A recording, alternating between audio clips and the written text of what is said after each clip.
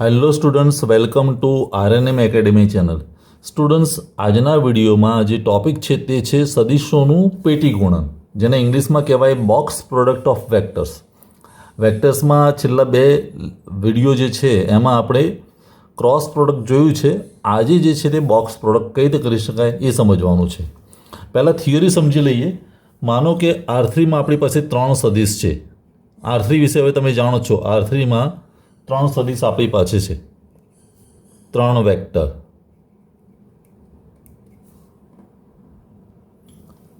અને કયા કયા છે? એક છે એક્સ બાર, અને એક્સ બાર જે વેક્ટર છે એને આપણે લખીએ x1, x2 અને x3. આ પહેલો વેક્ટર. એવી રીતે આપણી પાસે બીજો વેક્ટર છે વાય બાર. વાય બાર એટલે y1, y2 અને y3. અને ત્રીજો વેક્ટર છે ઝેડ બાર. તો z1, z2 અને z3. આ 3 વેક્ટર આપણી પાસે છે R3માં. તો આ પ્રકારનું જ્યારે સ્વરૂપ થાય એક્સ બાર પછી એનો ડોટ પ્રોડક્ટ કોની સાથે? તો અંદર બેનું ક્રોસ પ્રોડક્ટ છે, વાય બાર ક્રોસ ઝેડ બાર. આ રીતનું જ્યારે સ્વરૂપ આવે ત્યારે એને આપણે બોક્સ પ્રોડક્ટ કહીએ છીએ. એક્સ બાર ડોટ પછી અંદર વાય બાર ક્રોસ ઝેડ બાર, એને આપણે બોક્સ પ્રોડક્ટ કહી શકાય. બોક્સ પ્રોડક્ટ આ યાદ રાખવાનું છે, આ સ્વરૂપને. અને એનું સોલ્યુશન કઈ રીતે આવે હું એક બે એક્ઝામ્પલ ગણીને તમને બતાવીશ. બોક્સ પ્રોડક્ટ કઈ રીતે થઈ શકે તે. અને એને નોર્મલ કેસમાં આપણે આ રીતે બતાવીએ છીએ એક્સ બાર વાય બાર ઝેડ બાર.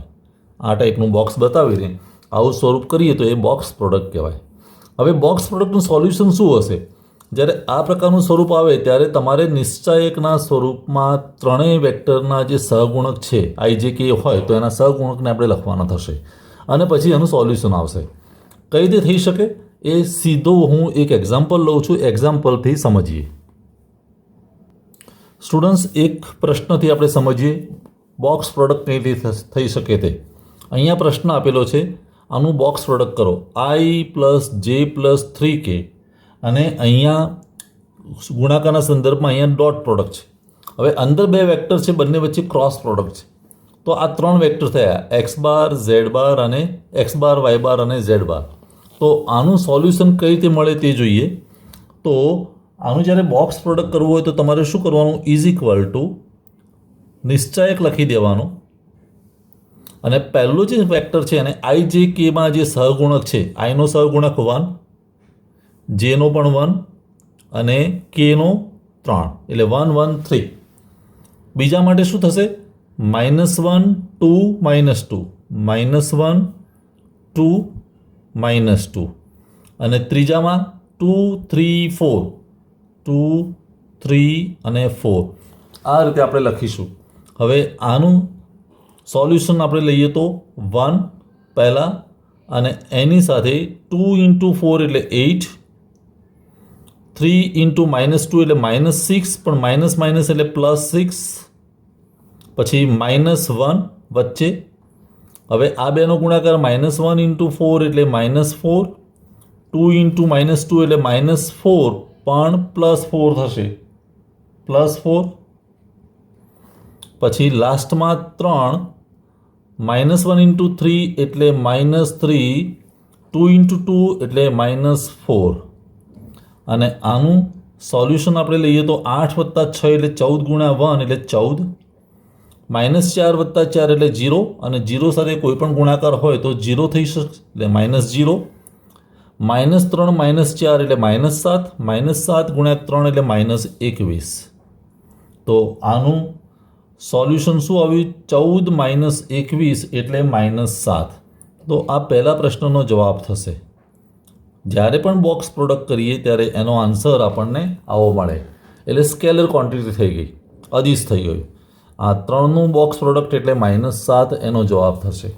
વધુ એક બે પ્રશ્નો લઈ લઈએ જીટીયુની પરીક્ષામાં પૂછાયા હોય તેવા. સ્ટુડન્ટ્સ, આ પ્રશ્ન જાન્યુઆરી 2016ની પરીક્ષામાં પૂછાયેલો છે. આપણી પાસે 3 વેક્ટર છે, પહેલો, બીજો અને ત્રીજો. બીજા અને ત્રીજા વચ્ચે ક્રોસ પ્રોડક્ટ છે, અને પહેલા અને આ બ્રેકેટ વચ્ચે ડોટ પ્રોડક્ટ છે. તો એનું બોક્સ પ્રોડક્ટ કરીએ તો શું થાય? તો ઇઝ ઇક્વલ ટુ, હવે અહીંયા નિશ્ચાયક લખી શકાય. પહેલો વેક્ટર એનો આઈનો આઈ જે કે, એટલે આઈ જે કે જ છે 10, 2 અને 3. તો પહેલામાં લખાશે 10, 2 અને 3. હવે બીજો વેક્ટર આઈ જે કે, તો આઈનો સહગુણક 1, જે છેલ્લે આપેલો છે પણ એનો સહગુણક -2, એટલે જેનો સહગુણક -2 અને કેનો 2. અને ત્રીજામાં આઈ જે કે જ છે એટલે 3 -2 -2, 3 -2 -2 આવું થશે. અને હવે જ્યારે એને ઓપન કરીએ તો 10 બ્રેકેટમાં -2 × -2 એટલે 4, -2 × 2 એટલે -4 પણ પ્લસ થઈ જશે એટલે +4, પછી -2, 1 × -2 એટલે -2, 3 × 2 એટલે -6 અને +3, 1 × -2 એટલે -2, 3 × -2 -6 પણ +6 થઈ જશે. અને સિમ્પ્લિફાઈ કરીએ તો 4 + 4 એટલે 8, 8 × 10 એટલે 80, -2 -6 એટલે -8, -8 × -2 એટલે +16, -2 + 6 એટલે 4, 4 × 3 એટલે 12. આ રીતનું થશે. અને બધાનો સરવાળો કરીએ તો 6 ને 2 8, 8 ને 1 9 ને 1 10 એટલે 108 એ એનો આન્સર થશે. 108.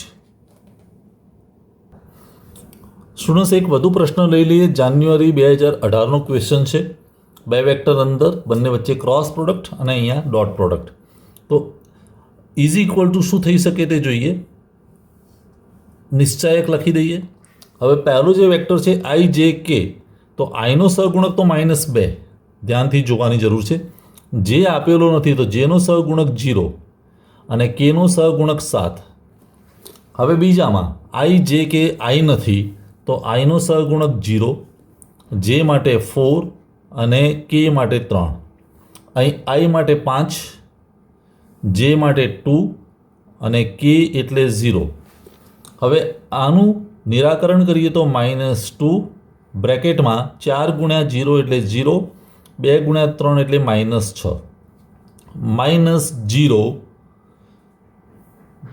0 × 0 તો 0 થશે, -20 અને +7, 7માં અહીંયા 0 × 2 એટલે 0, -5 × 4 એટલે 20. આવું થઈ શકે. અને અહીંયા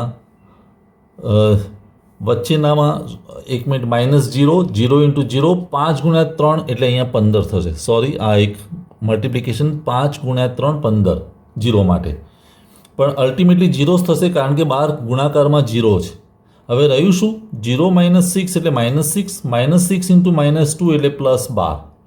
એટલે હું સીધા જ લખી દઉં +12. આ ભાગ 0 થઈ ગયો. 0 - 20 એટલે -20 × 7 એટલે -140. હવે થયું કેવું? 12 - 140 એટલે -128. આ એનો જવાબ થઈ શકે, -128. તો સ્ટુડન્ટ્સ, આ રીતે ઘણા બધા પ્રશ્નો સોલ્વ કરી શકાય બોક્સ પ્રોડક્ટને લગતા. બોક્સ પ્રોડક્ટ બહુ સિમ્પલ ટોપિક છે. નિશ્ચાયકના સ્વરૂપમાં મૂકીને એ નિશ્ચાયકનો ઉકેલ લેવાનો છે. સ્ટુડન્ટ્સ, આઈ હોપ આજનો વિડીયો તમને સમજમાં આવ્યો હશે. ફરી મળીશું नेक्स्ट वीडियो में. Thank you for watching. Thank you very much. अगर आपको ये वीडियो पसंद आया है और आप मेरी चैनल पर नए हैं तो प्लीज मेरे चैनल को लाइक कीजिए, शेयर कीजिए और सब्सक्राइब जरूर कीजिए. Thank you very much.